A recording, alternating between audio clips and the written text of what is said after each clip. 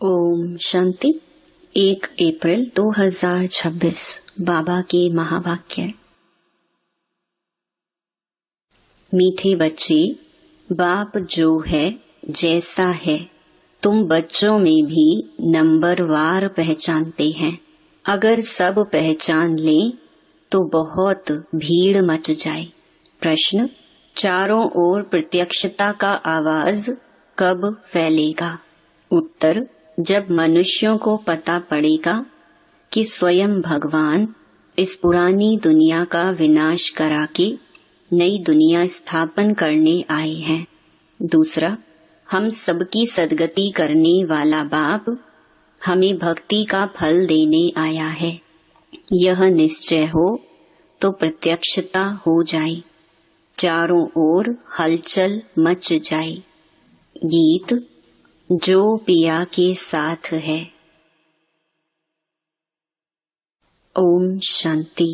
बच्चों ने गीत की 2 लाइन सुनी, जो पिया के साथ है। अब पिया कौन है वह दुनिया नहीं जानती। भल ढेर बच्चे हैं, उनमें भी बहुत हैं जो नहीं जानते हैं कि किस प्रकार से बाप को याद करना चाहिए। वह याद करने नहीं आता, घड़ी घड़ी भूल जाते हैं। बाप समझाते हैं, बच्चे अपने को आत्मा समझो, हम बिंदी हैं। बाप ज्ञान का सागर है, उनको ही याद करना है। याद करने की ऐसी प्रैक्टिस पड़ जाए जो निरंतर याद ठहर जाए। पिछाड़ी में यही याद रहे कि हम आत्मा हैं।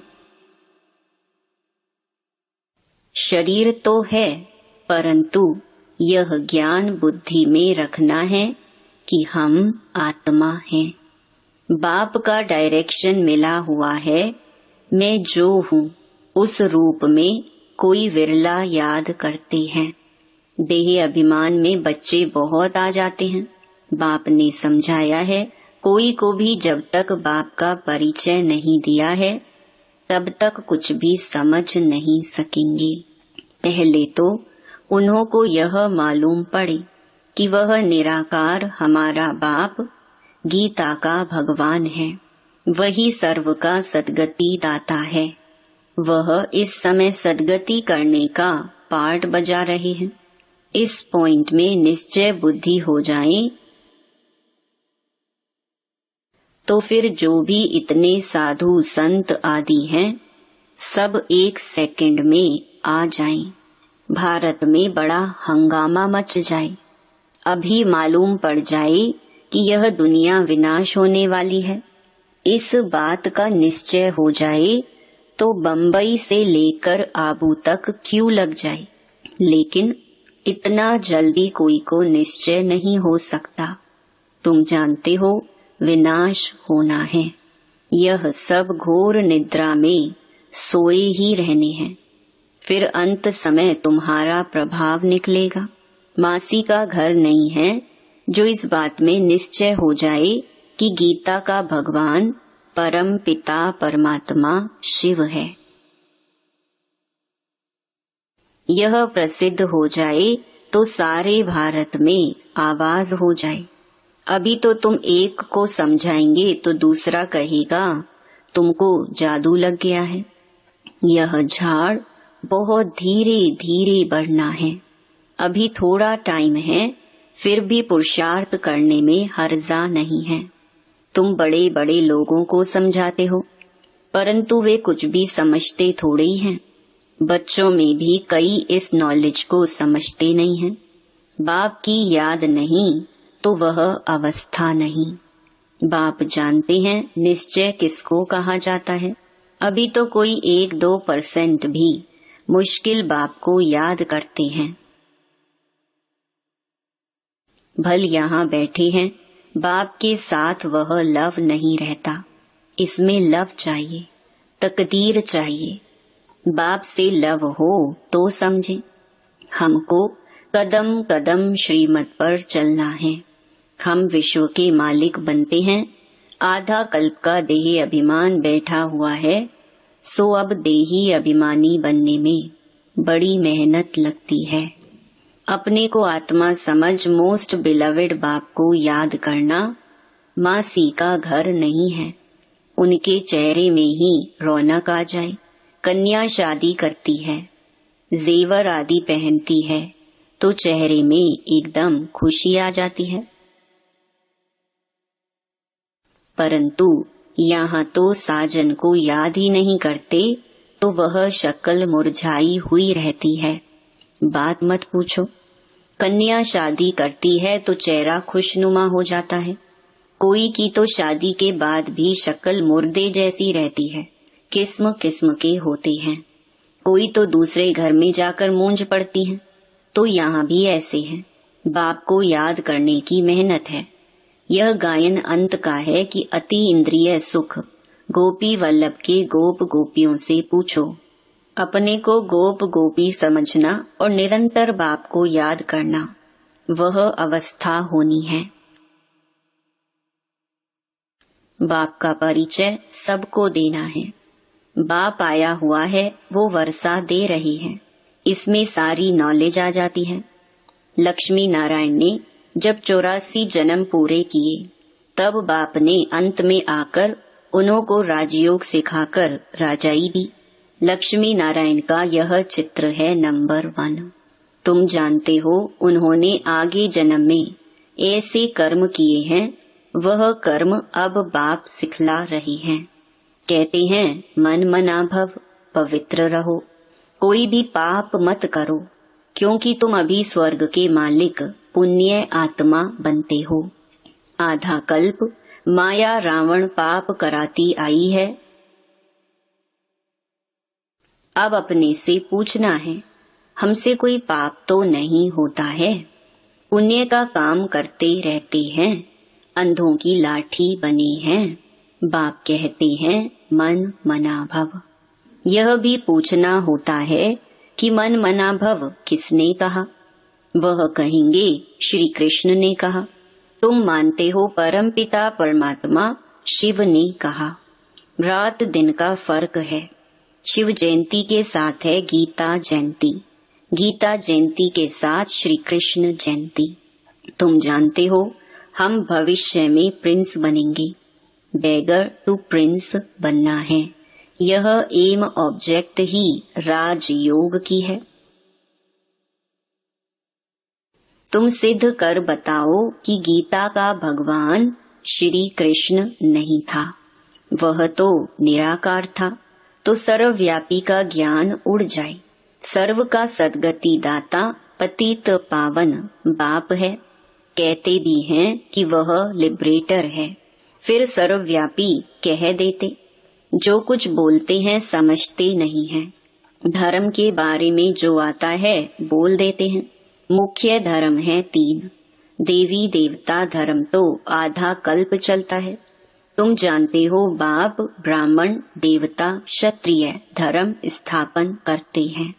यह दुनिया नहीं जानती, वह तो सत्युग को ही लाखों वर्ष कह देते हैं।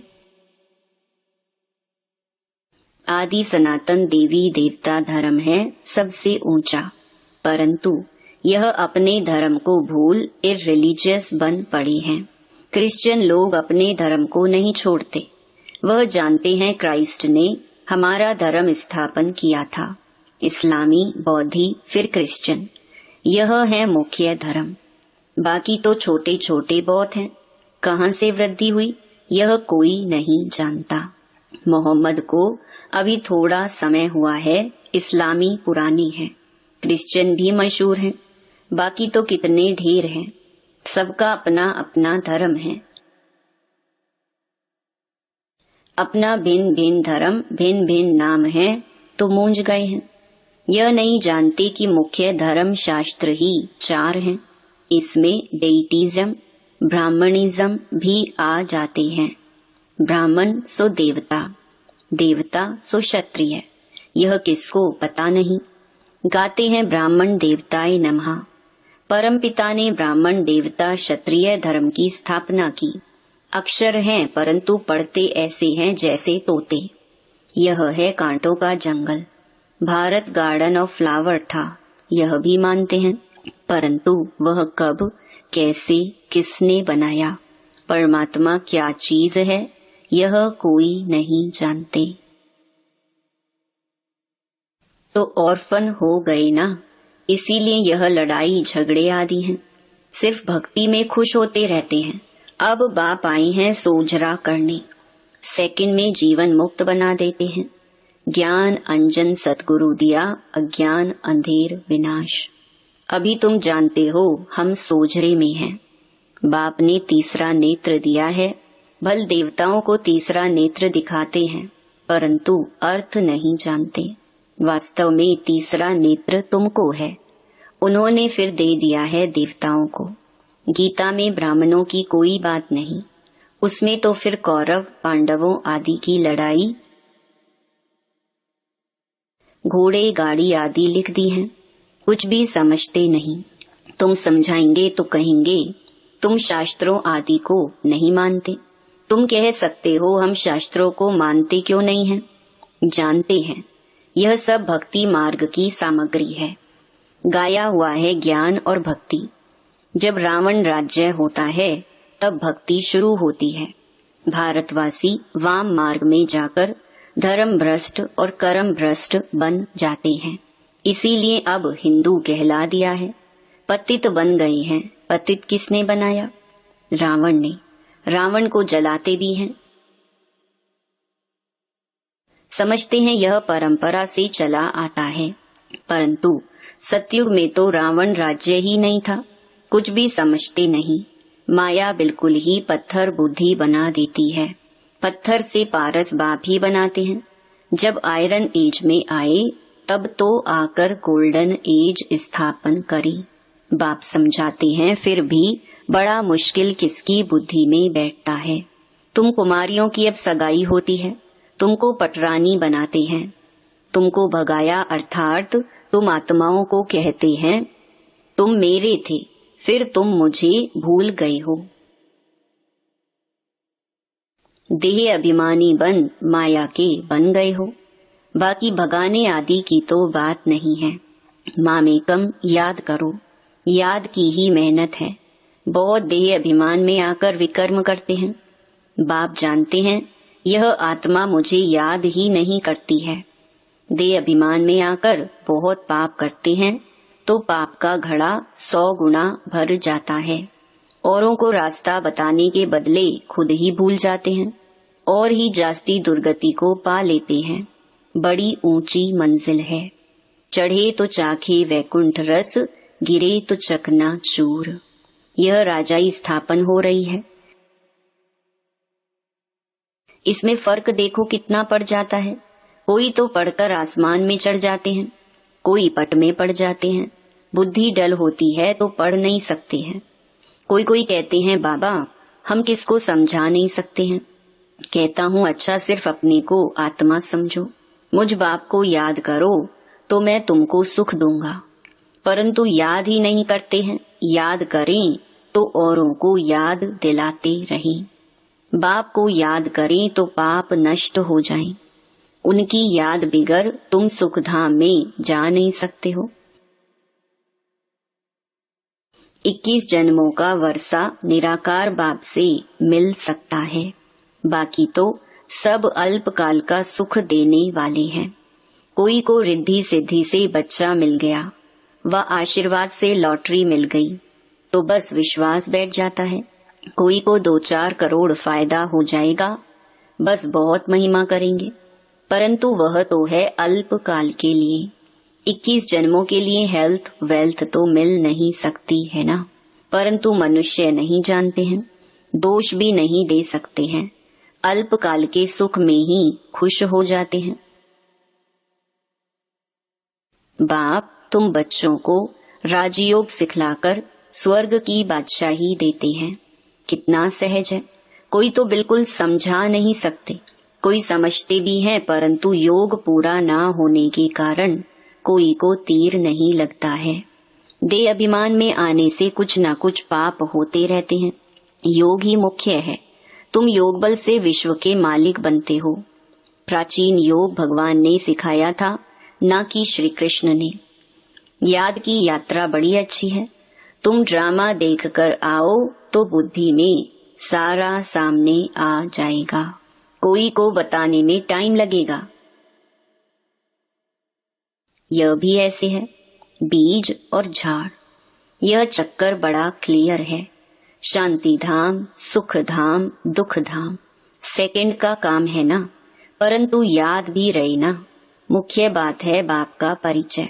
बाप कहते हैं मेरे को याद करने से तुम सब कुछ जान जाएंगे। अच्छा, शिव बाबा तुम बच्चों को याद करते हैं, ब्रह्मा बाबा याद नहीं करते हैं। शिव बाबा जानते हैं हमारे सपूत बच्चे कौन कौन हैं। सर्विसेबल सपूत बच्चों को तो याद करते हैं। यह थोड़े ही किसको याद करेंगे। इनकी आत्मा को तो डायरेक्शन है, माँ मेकम याद करो।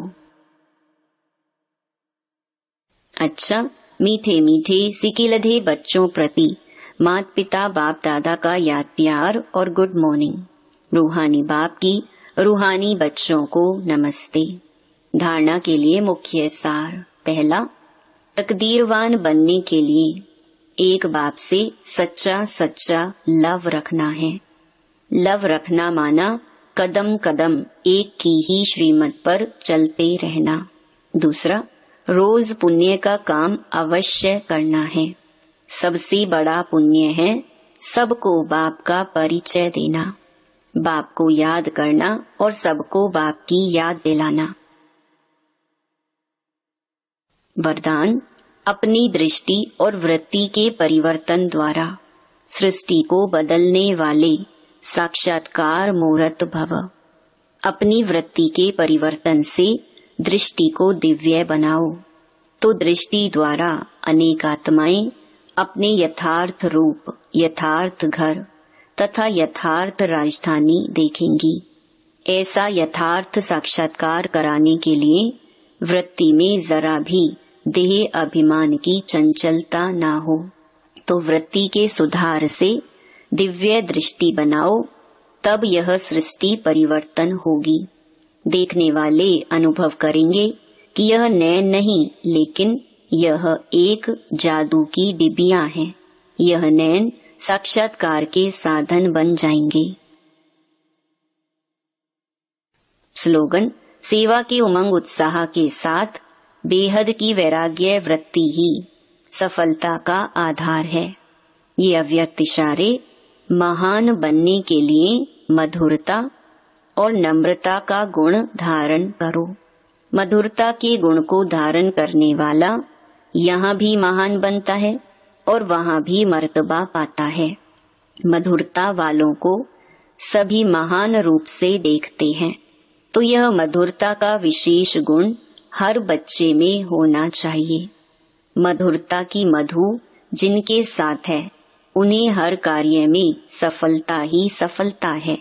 उनके जीवन से असफलता मिट जाएगी। ओम शांति।